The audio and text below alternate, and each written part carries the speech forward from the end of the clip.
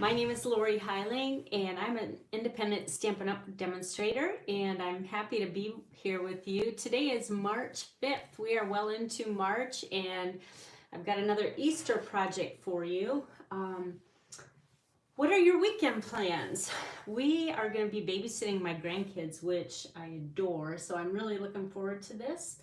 And so that's what we're up to. So that's why I've got to get all my projects done before we head over to their house, because they are just balls of energy, and I won't be crafting then, but I'm getting my little fix today. So let me grab the project we're going to make. This cute little Easter bunny box, I guess you would call it, that's filled with little chocolate carrots. So I just want to show you how simple this is to make. There's a little surprise on the back. It's the back side of the bunny, and he has a cute little tail on there. So I'm going to show you how fast and easy this is. You may have all these pieces in your stash already, but if not, I'm going to put the links on my blog so that you can see, you know, in person what I chose for punches and stuff. So let's create the little box that holds the chocolate first. I have a piece of bumblebee cardstock, and this is cut to 3 by 4.5. And then what I did was I just went ahead and scored 1 inch on all 4 sides. And then to make a box, all you have to do is cut on 4 of the score lines. So we're going to cut right here, and then go on the other side like that. And then I'm not sure if you do this. I'll show you a little trick I do, but it's pretty common. So we're just going to fold on all the score lines. And then do you see when I assemble this, see how sometimes you can see the top of that? Like, I'm OCD, that bothers me up there. So what I like to do is just take your paper snips, and you always start on the score line and cut just like a little angle off like that. And we're going to do that on all 4 sides. Let's see. So we start at the score line and cut at an angle like that. And that will just get rid of that top ridge that sometimes likes to peek over the box. Now we will take our Stampin' Seal and just put some tape on here. And how are you liking the Stampin' Seal? I've heard good and bad. I think it holds a little bit stronger than snail that we used to have, but sometimes, like, for some reason it'll get stuck. So what I do is I like to keep my silicone sheet nearby, and if you just put, you know, start it a little bit there, it'll, for some reason it grabs it on this. So I just keep that near when I'm working on my things. All right, so let's just put this into a box and fold the corners in. I have to, as soon as I'm done with this box, I have to show you my Rae Dunn cup I'm using today. As you know, I like to collect Rae Dunn. Do you guys collect anything besides stamping supplies? We all have that problem. But look what one I chose today. I need my caffeine. Oh, it's just one of those days, Friday. I have to tell you a funny story about my grandkid with coffee though, but let me get on to the next step. This is a piece of cardstock, and I used Ornate, what is it called? Ornate Garden. It's a really pretty pack of paper with lots of flowers and colors. And this piece is 7.5 inches by 2 inches, and I chose 2 so that it would fit into this little punch we have. This is called the Scallop Tag Topper Punch. And, oh, I forgot to tell you where you score this. It's at 3 and 4.5 inches. You can't see it in here. So the paper is 2 by 7.5. The score lines are at 3 and 4.5. We'll just take this in here and push it till the very end. There will be a stopper there. That means you got it in far enough, and then just punch, and it's an instant tag with a hole up there. Very simple and easy to use. I hope this one stays around forever. I think this is the one I use the most. We have another similar one, but it makes a little bit bigger hole. All right, now we're just going to fold on the score lines, and then we will just go ahead and finish the box part. So you can just put the box in here, and we're gonna tie it up here. I like to secure my box. It's pretty tight in here. I guess I wouldn't have to, but I just like to in case it would maybe slip out. So I'm just gonna put some 2-way tape under there just because I already formed the box. It's hard to use stamp and seal when the box is already made. So just stick it in there, and that way you know it won't. Okay, I'll tie the bow now, and I'll tell you that funny little story. So Reese is our little firecracker grandchild. She's 4 now, and my daughter took them to Costco for pizza and then to Starbucks for just a little treat. I think it was like the 100th day of school. There was some occasion where she went out of her way to get treats. So anyway, Reese was in Starbucks and she was holding her her pizza and her water and trying to juggle them. And she said to her mom, "How am I gonna hold my pizza and my decaf coffee or my decaf water?" Oh my gosh. So obviously decaf, the word decaf is used in their house a lot, but I thought that was so funny. Decaf water. Oh my gosh. That kid cracks us up. Okay, back to our project here. I used Bumblebee gingham ribbon, which is coordinating with this cardstock, and I'm just gonna trim it down. And so this is what the box basically looks like right away. We're gonna eventually add a tag to that, but it'll be easy because I made the strand or the ends long enough that we can untie that. All right, now let's see, the next step, we're gonna build that little bunny.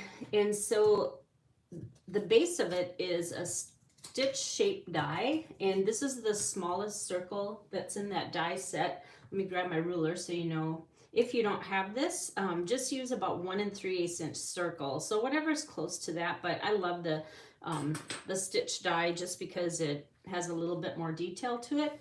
And we're actually gonna make 2 bunnies. Like I said, there's one on the front with the front view and then the back view. So what I did was I took the snowman punch, which who would ever think this could be a bunny? And what I'm going to do is just trim off the bottom of the bunny. You can make it straight if you want. Maybe that'd be easier. I made mine curved, but let's try a straight one this time because then it's easier. And I put them together just so they're symmetrical. So now I have 2 bunnies. Look at how easy that was. I do have my host code up here in case you see products that you would like. I would love it if you use the host code. That helps me. And if your order's over 150, then go ahead and use the host rewards yourself. And I wanted to point out that this project that we're doing is one that we did for my We Stamp team. And we have, well, let me get back to the project, then I'll chat while we're doing it. This is just the daisy punch. And what I'm going to do is, because we're making 2 bunnies, I'm just going to cut off 2 pieces, but you want to dip down a little bit because we need to have something to glue it with. But anyway, this project we made at our team meeting this month, and we had so much fun. Oh my gosh, lots of giggles and stuff. So all I did was I posted what everybody needed to bring for products, and then we created it together. It was really fun. All right, now we're gonna get some ink. This is Blushing Bride, and we need to color in one of the sets of ears because we can see the front of this. So I'm going to put this underneath. Then just go to your bathroom and get a regular Q-tip. I was going to say toothpick. And then we will just shade it in. I tried the daubers, but the daubers are actually too big. So just lightly go over this and make some of the inner ear thing. Okay. All right. Now, get rid of this. We are going to take our bone folder and we're going to kind of curve them in a little bit. Bunny's ears perk up and listen. So we're going to put them forward. And this one we don't need to color because we're going to see the back side, but we still want to use the bone folder on it and curve them. All right, let's attach it to the bunny. So do you guys have one of these? This is one of the pillow gifts we gave at my cozy craft retreat, which I'm thinking about for this year. Oh my goodness, I can't believe we're at that time again. But anyway, it's just a cool way to hold your multi-purpose liquid glue, which we are using on this project. And so I'm just going to put a tiny bit on the bunny. See how it holds your glue upside down so you don't have to keep shaking it? And just put it on the back side of the bunny like that. And then let's put the other one on the back side of this one, bunny slash snowman. Oh, if you don't have the snowman punch, I guess you could use circles, but gosh, it's just nice to have that because you can make snowmans and bunnies out of it. All right, now this one, I think I'm going to do this in a different order because that bunny tail sometimes takes longer to dry. So, whoops, you know what? This is actually the back side because if I flip it over, that's the wrong side. So, easy fix. All we have to do is take the bone folder and refold these the other way. We want them so they're going forward, but this is the back of him. So now just take your glue again, put a little bit more down than normal because we need it to hold a pom-pom. I just bought the pom-poms at a craft store. Actually, I got them so long ago, and I have a bin with pom-poms, and I never know when I'm gonna need those. So I have lots of colors. So anyway, we're gonna let that dry while we're creating the rest of the project. Isn't he cute? All right, back to this bunny. Now for the nose, I actually took a die from the Stitched Be Mine set because I was looking for the tiniest heart that I have, and it actually is part of here, and it's that teeny tiny little heart there. If you have a tiny heart, go for it, but I just want you to know it is in that bigger die set. All right, oops, before we glue it on, now we're going to take a piece of baker's twine. This is from the snail mail combo. You get blushing bride and white with this, so you get kind of a double bonus with this one. And then we're going to take our pick tool because it's easier to pick things up with a pick tool. Then we are going to kind of scrunch it down because if we don't, we're going to have lots of glue sticking on the outside of this heart. So put it on that heart. Then the next thing we're going to do is put this teeny tiny piece of twine. This is only 1 inch across, so it's really tiny. Whoops, it's not even in the center. Good thing is we can pick that up again. Can you see what I'm doing? Try to get it in the center right there. Once you have it, just pinch it. All right, now what we're going to do is take that pick tool. I hope you can see this because this is really detailed work, but we're going to make our own little whiskers by putting the pick tool in between and separating. Our baker's twine has 4 pieces of twine that are wound around each other, and then but when you pick them apart, you'll see 4 of them. So isn't that cute? I think it's cuter than just drawing them in. And this side is a tiny bit longer, so I'm going to trim those down just a little bit like that. Okay, now we're going to put it on the bunny. And when I made my first couple, this covers up a lot of the glue dots, so I am going to add 1 more just so it's on the top side of the baker's twine.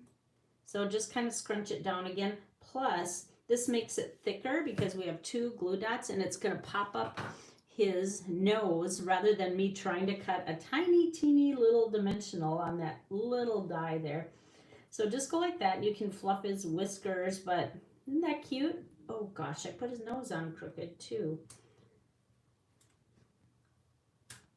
You know what? I should have my pick tool to do this because it's easier to move than your fingernails. All right. Now to make his eyes, in my opinion, I think that when you do animals, I think their face looks cuter when you make teeny tiny dots that are close together. This is our black Stampin' Right marker, and you can buy this individually. You don't have to buy a set of anything. You don't even have to, you know how blends, you have to buy 2 of them. If you have blends, they work perfect. Use the dark black one, but I just grabbed my Stampin' Write marker because the journaling side of this is super tiny.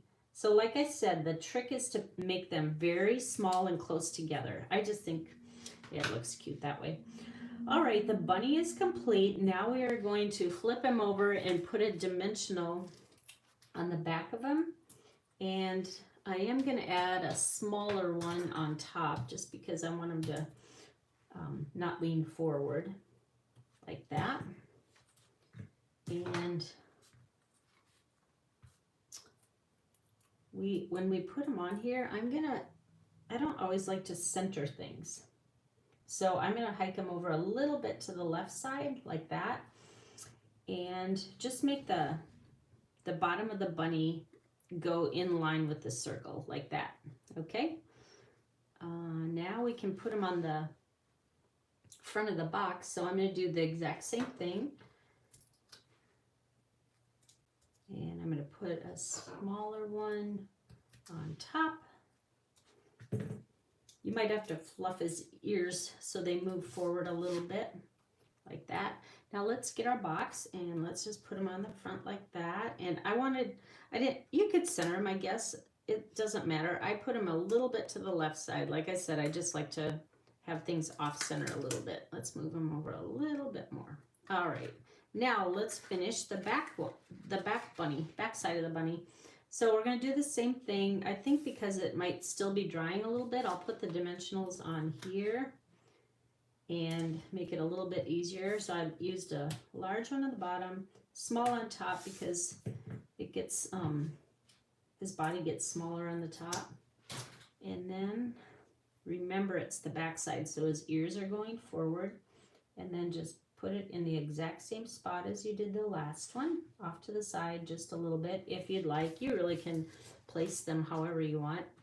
And then let's add one more dimensional down here and a small one up here. Get rid of this glue. All right. The only thing we have left is the little tag that'll say the Easter greeting on top. So there's the back side. Coming together pretty fast and easy, right? All right, for the sentiment tag on top, I'm gonna use the, let's see, what's this called again? The Classic Label Punch, which is really nice for when you have a small sentiment and it's hard to stamp. If I would punch this first and then try to stamp on it, chances are it's gonna go downhill. So this way I'll show how you can line it up. I used Itty Bitty Greetings, which is really nice to have in your stash because look at all the holidays you get. Pretty much everything. I think everything's on here except Groundhog's Day. But I chose the one that says Easter Blessings. And so I'm going to take terracotta tile because that's the color that's used in our designer series paper. And this is one of the colors that will be retiring. So if you don't have this color and you want it, I would grab it now because soon it will be history. I'm not too worried though because they'll bring new colors in, but it's nice to have all the things you need for the retiring colors so you can keep using them. And then we can just punch this out. And this is what I mean about you can just line it up so it is perfectly lined up. It's hard to do it the other way. All right, so punch that out, and then we're still going to do a little bit of work to this banner because I love banner shapes. So when you have a tiny one like this, what I like to do is just trim it however long you want it, and then snip from the center of the tag up as far as you want to go, and then go corner to center and corner to center. We don't have a punch that will work for this teeny tiny little thing, so let's just do that. Now, I just like to trim off the top. I wouldn't have to. Let's leave it this time. We'll wing it. Now, you know this one, my college puncher, because Stampin' Up! Doesn't sell these anymore. This is just 1/8 inch punch, but most people have this in their stash. And just center that and punch a little hole so we can wrap the ribbon around it. So let's untie it, but leave it tied once like that, and then we will just slip the ribbon in here, and we are almost done. Easter falls in April this year, so you still have plenty of time to order products and get them here in time. And once it's tied, after that's when I kind of putz with the bow and the tag and stuff. I kind of shift it because I want it to, and that's why I offset it, because I knew the tag was going to be on the right side. So let's trim this down just a little bit. Looks like it needs to go that way.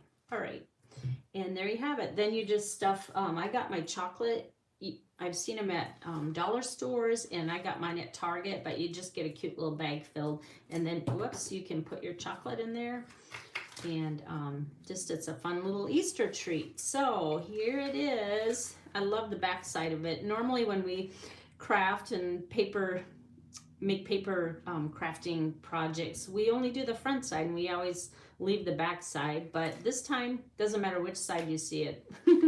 All right, well, thank you. I hope you liked today's project, and if you head over to my blog, I will have all the products that I used, and I will see you again next Tuesday morning at 9 o'clock Arizona time. Take care, guys. Have a great weekend. Bye-bye.